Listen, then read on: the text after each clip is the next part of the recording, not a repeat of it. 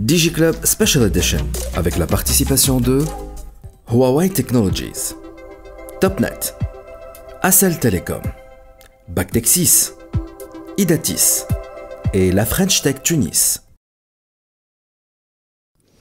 Aslima, c'est Tawfiq. Merci de nous avoir accueillis à Birouk, l'UNESCO. Donc, je rappelle juste les invités, enfin les auditeurs internes. Vous êtes le DGA de l'UNESCO. Alors, on va attaquer directement donc avec nos questions. On sait qu'aujourd'hui, l'UNESCO travaille beaucoup justement sur la transformation numérique. Est-ce qu'on pourrait avoir justement un petit tableau, un état des lieux de la transformation numérique dans le monde et en Afrique? Tout d'abord, marhaba bikoum, l'UNESCO. Alors, le sujet de la transformation numérique, c'est un sujet de très grande actualité à travers le monde et encore plus en Afrique. Il touche aussi bien le secteur public, le secteur privé et divers domaines d'activité. Alors, en Afrique en particulier, les choses ne sont pas très avancées.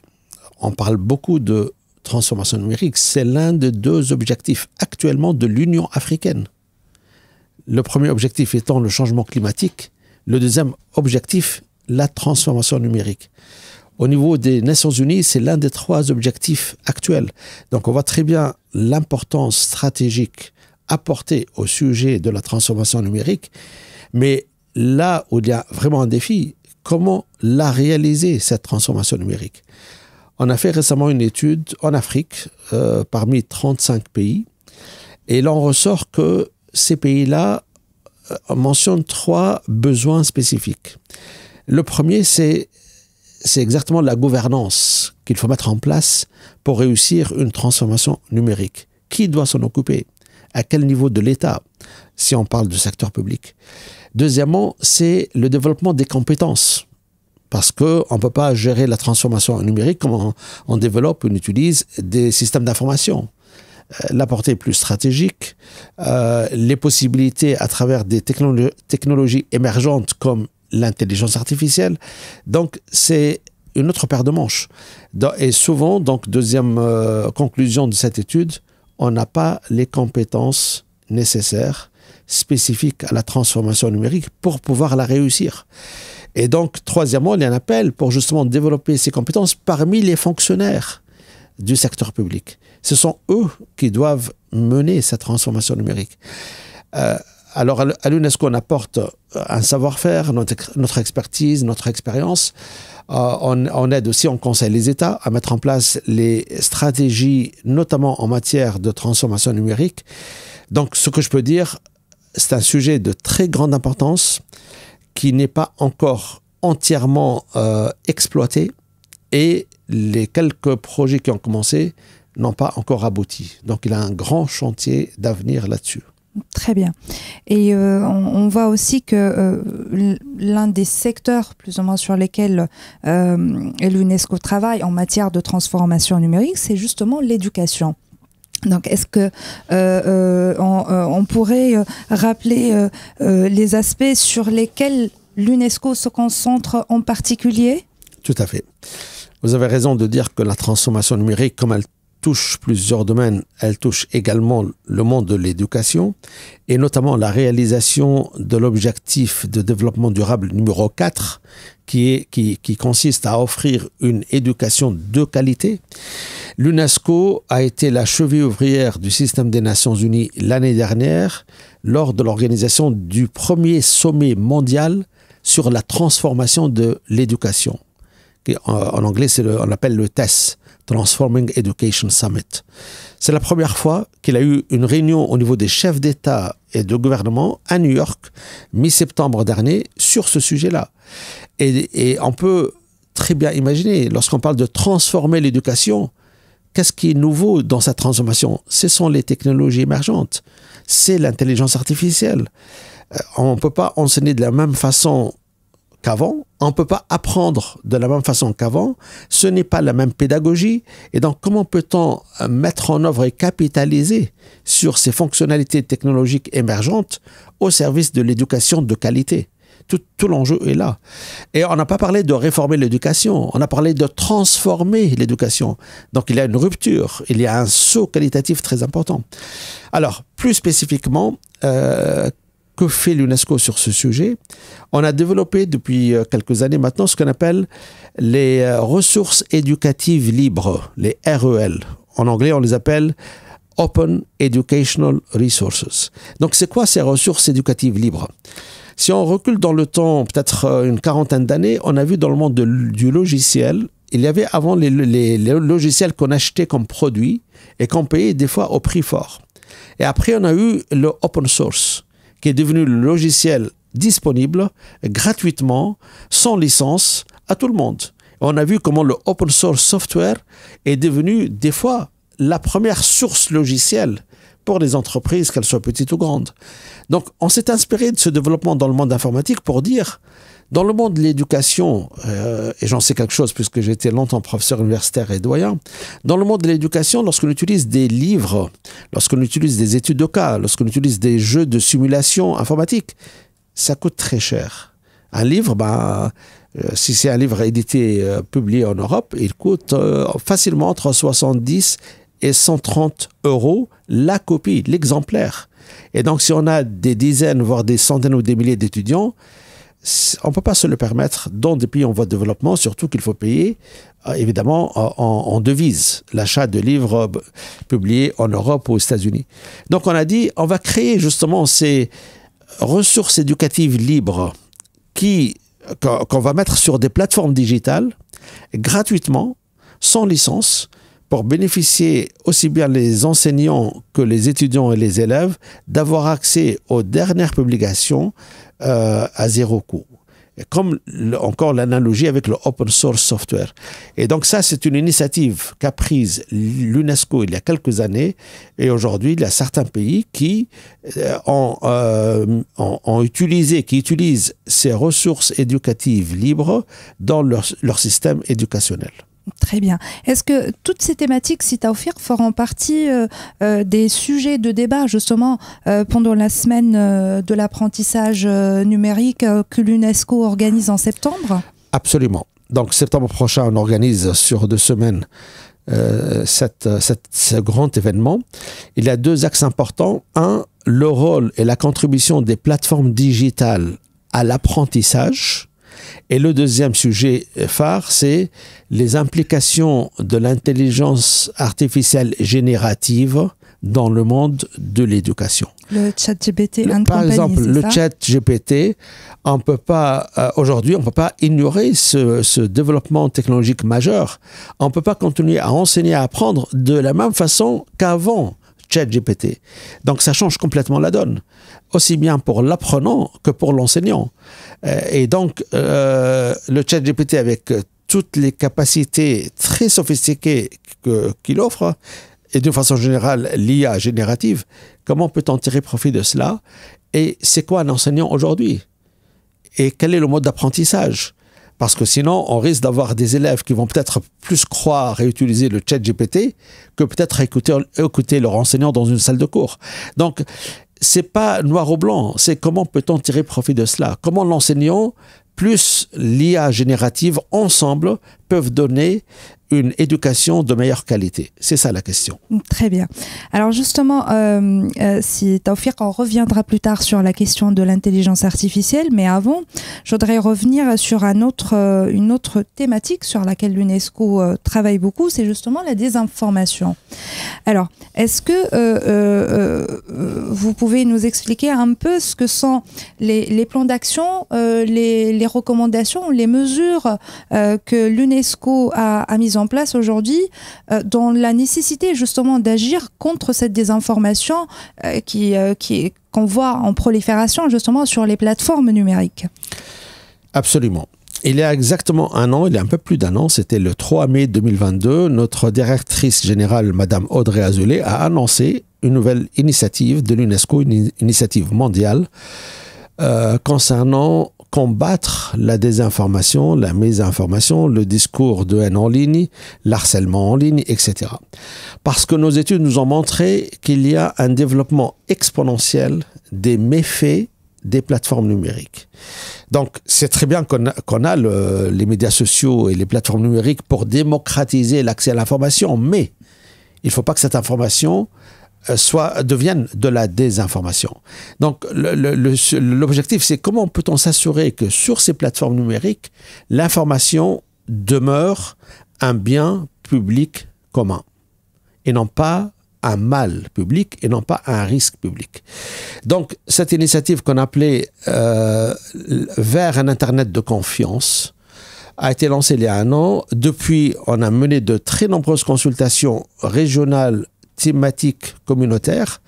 On a également fait une grande conférence en février 2023 sur 3 jours qui a vu 4300 participants venant de plusieurs parties concernées. Évidemment, les gouvernements et les 193 pays membres de l'UNESCO, mais aussi les régulateurs de contenu, notamment, de télécom, notamment, les représentants de la société civile, mais aussi des institutions académiques et de recherche, et les sociétés technologiques. Parce que sans les sociétés technologiques qui opèrent ces plateformes numériques, quel que soit le résultat de notre travail, il restera, comme on dit en arabe, habr ala waraq.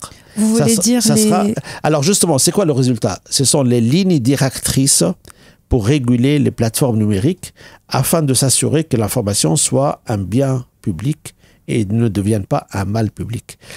Donc, lorsque j'ai dit des lignes directrices de régulation, il ne faut pas penser qu'il s'agit, qu'on parle de censurer. Non, parce qu'on veut avoir des lignes directrices de régulation des plateformes numériques tout en s'assurant la liberté d'expression en ligne et l'accès à l'information en ligne. Donc c'est ça ce qui rend le sujet très complexe et délicat. Comment peut-on réguler tout en s'assurant de la liberté d'expression? Et quel est c'est un acte d'équilibriste presque. Et donc, on a fait cette conférence notamment. Aujourd'hui, nous sommes à la 3e version des lignes directrices de l'UNESCO pour réguler les plateformes numériques. Cette 3e version, elle est disponible en ligne sur le site de l'UNESCO, ouverte à une consultation, à un feedback de toutes les parties concernées jusqu'à la fin de ce mois de juin 2023. Suite à quoi, on va produire la 4e et on l'espère dernière version de ces lignes directrices qui vont être publiées en septembre prochain en marge de l'Assemblée générale des Nations Unies à New York. Donc, pourquoi l'UNESCO fait ça? Parce que l'UNESCO, dans son mandat constitutionnel de 1948, l'une des responsabilités de l'UNESCO, c'est promouvoir le flux d'informations par les mots et l'image. Parce qu'à l'époque, on n'avait que la presse écrite et la presse audiovisuelle ou les médias audiovisuels. Aujourd'hui, évidemment, tout ce qui est digital est devenu un canal peut-être dominant de tout ce qui est médias et tout ce qui est presse. Et donc, on s'est dit, dans ce mandat de l'UNESCO, qui date de 78 ans, on ne peut pas rester passif. Lorsqu'on voit, par exemple, je vous donne une statistique, d'après nos études récentes, 73% des femmes journalistes à travers le monde subissent un harcèlement en ligne. Alors des fois, lorsque je cite cette statistique, des auditeurs me disent « mais ces journalistes femmes ne devraient pas prêter attention à ces messages, cet harcèlement en ligne ». J'ai dit « attendez, le reste des statistiques, 20% d'entre elles subissent une violence physique. Et qu'est-ce qu'on fait pour la violence physique ?» Donc, ça commence dans le monde virtuel oui. Et ça passe dans le monde réel. Et là, je vous ai donné juste une statistique. Donc, on a des indications que si on ne fait rien, la situation va être, comme on dit en anglais, the global online Wild West. Ça va devenir la jungle. Ça veut dire un cyberespace qui ne prête pas confiance, qui peut aussi influencer négativement. Par exemple, regardez des élections qui se font à travers le monde. On a des statistiques qui montrent dans pas mal de pays cette désinformation en ligne influence négativement le résultat d'élections nationales. On sait qu'entre maintenant, juin 2023 et décembre 2024, il y aura 90 élections nationales à travers le monde. Il y aura 2,5 milliards d'électeurs qui vont aller voter. Alors si on ne fait rien là-dessus pour s'assurer de l'intégrité d'un processus électoral, certaines parties iOS vont utiliser ou abuser des plateformes numériques pour influencer un processus démocratique. Donc, on connaît le nombre d'homicides, le nombre de génocides, tout ce qui se passe en ligne. On a vu à Brasilia le 8 janvier dernier. On a vu au Congrès américain le 6 janvier 2021 comment les plateformes numériques ont été utilisées pour attaquer des institutions démocratiques, que c'était aux États-Unis, c'était au Brésil.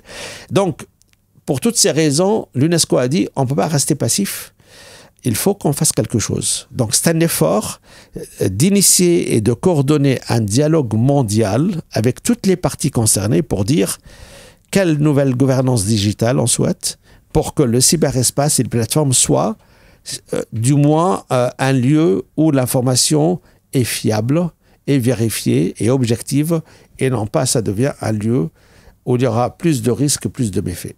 Très bien. Si Taoufik, tout à l'heure, vous avez évoqué le fait d'approcher justement les régulateurs dans les pays pour justement lutter contre cette désinformation. Est-ce que vous pouvez nous expliquer ce que vous attendez justement de ces régulateurs? Quel rôle ils peuvent jouer dans ces efforts-là que fait l'UNESCO pour la lutte contre la désinformation? Alors, les régulateurs peuvent contribuer à 2 niveaux dans cette initiative vers un Internet de confiance, initiative de l'UNESCO. Première contribution, c'est justement réagir par rapport à ces différentes versions des lignes directrices que nous sommes en train d'élaborer.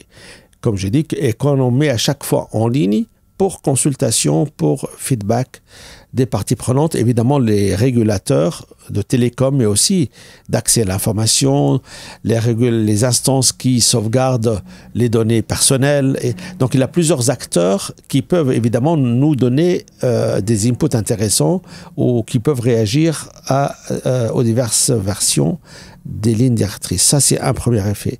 Une deuxième contribution, parce que nous, ce qu'on pense faire, c'est pas uniquement publier ces lignes directrices pour réguler les plateformes numériques, c'est après, évidemment, c'est les implémenter.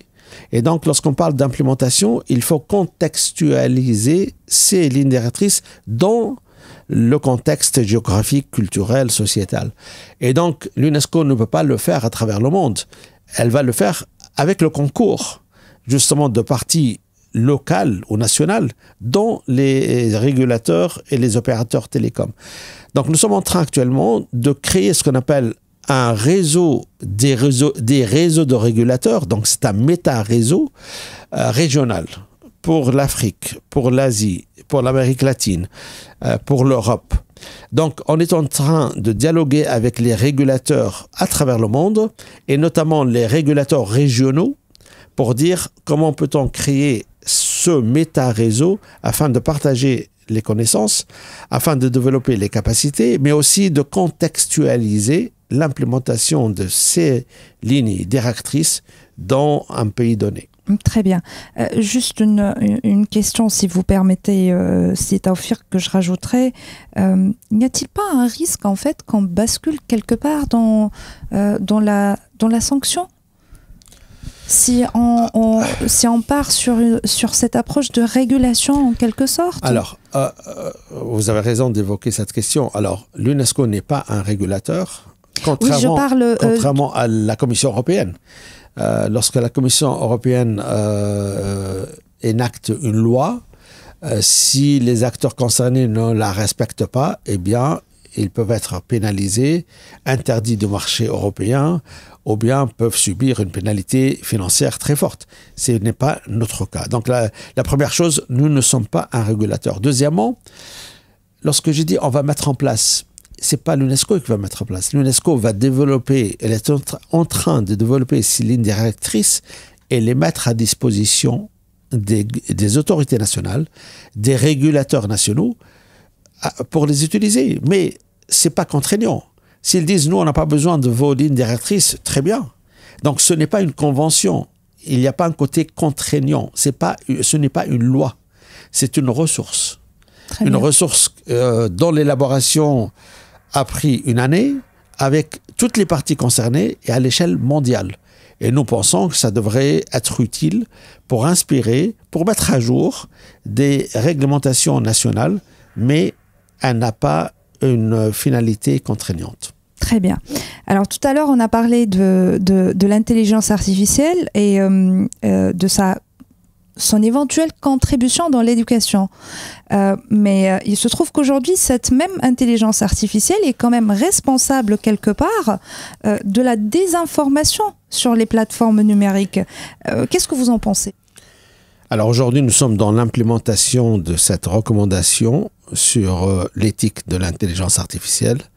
La mise en œuvre a déjà commencé dans une 50aine de pays à travers le monde et nous avons l'expertise, l'accompagnement nécessaire à apporter aux pays membres de l'UNESCO qui ont émis le souhait de mettre en œuvre chez eux cette recommandation-là. Très bien. Alors, Aïda, je ne peux pas vous libérer, si Tawfiq, sans mentionner votre contribution faite en tant qu'universitaire, si vous permettez. Donc, vous avez sorti ce livre. Donc, je cite rapidement le titre, Strategies for e-business. Donc, vous l'avez sorti en 2020, c'est bien cela ? C'est tout à fait ça. Très bien. Est-ce que vous pouvez nous en parler rapidement ? Oui, bien sûr. Alors, c'est un livre qui est le résultat de plusieurs années de recherche, aussi bien conceptuelle que rédaction d'études de cas concrètes dans plusieurs pays à travers le monde. J'ai fait la recherche entre 2016 et 2019. Le livre est sorti en 2020. Il traite justement des stratégies, aussi bien entreprises que des stratégies nationales, pour créer de la valeur à travers ou à partir des capacités technologiques. Et notamment des études de cas traitent de la transformation numérique et les enjeux, les concepts, les défis, les problèmes, les barrières. Alors parmi les cas que j'ai cités, et là je reviens d'une mission il y a quelques jours au Kenya, c'est le cas notamment de M-Pesa qui est devenu très connu évidemment, comment l'utilisation du téléphone portable au Kenya a permis d'assurer l'inclusion financière des personnes au bas de l'échelle sociale. Des personnes qui ne remplissaient même pas les critères d'une banque pour ouvrir un compte bancaire. Et comment aujourd'hui tous les paiements se font à travers le téléphone portable, de personne à personne, paiement de personne à marchand, aussi transactions avec des distributeurs automatiques. Donc on voit le M-Pesa qui est devenu le mode de paiement et de transaction financière par excellence, non seulement au Kenya, mais Safaricom qui l'a développé, l'a exporté dans presque une dizaine de pays d'Afrique subsaharienne, mais aussi des pays d'Asie du Sud-Est. Donc, je dis deux mots là-dessus, tout simplement parce que j'en reviens. J'étais justement chez Safaricom, notamment il y a quelques jours.